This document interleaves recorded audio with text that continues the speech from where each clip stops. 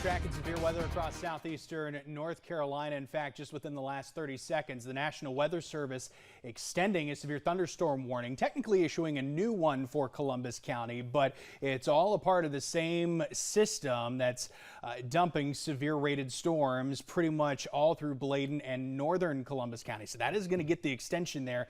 That particular cluster is going to go until 6:15. So you've got a warning for the northern section of the county that's going to expire at 5:45, and then areas off to the south until 6:15. This is a prolific lightning maker. It's a prolific rainfall maker as well. In addition to that, reports of quarter-size hail near Clarkton as a result of some of the cells moving through. So this is just sort of that composite hail size. So going to kind of drive off-road here a little bit as we continue to track these cells.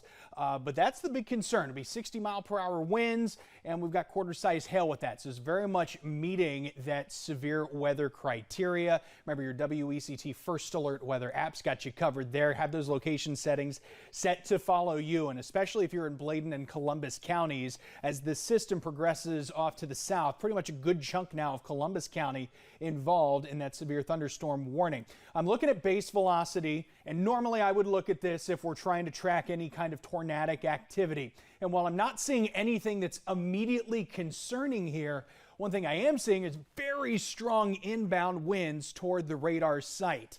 And so that more than likely is what's verifying here as far as this severe thunderstorm warning is concerned, along with that hail that you saw again up near Clarkton. But these are very strong storms, severe rated storms specifically, that we're keeping tabs on. So you want to keep an eye out and keep it inside, not to mention the lightning that's going along with it too. But I'll tell you what, it's not like this everywhere across the Cape Fear. Case in point, let's get you to downtown Wilmington on our Easy Pro Express First Alert Skycam. And as we look to the southeast, yes, there was a cluster in southern New Hanover and southeastern Brunswick counties, but not anywhere close to the strength that we've got farther inland. A little cooler in that regard, thanks in part to the sea breeze. So let's pull in the stats from the airport here. 91 with a feels like temp of 102. South-southwest wind there at 6 and dew points in the mid-70s. Still just prime atmosphere that we're working with here as far as severe rated storms are concerned. All right, how much longer is this going to last? It's the million-dollar question. Well, the good news, we're past peak heating of the day. So from here, we are generally losing a lot of that energy. So slowly through 5, 6, 7, 8 o'clock, those cells are going to begin to die out. We're left with some clouds. Here's 10 o'clock.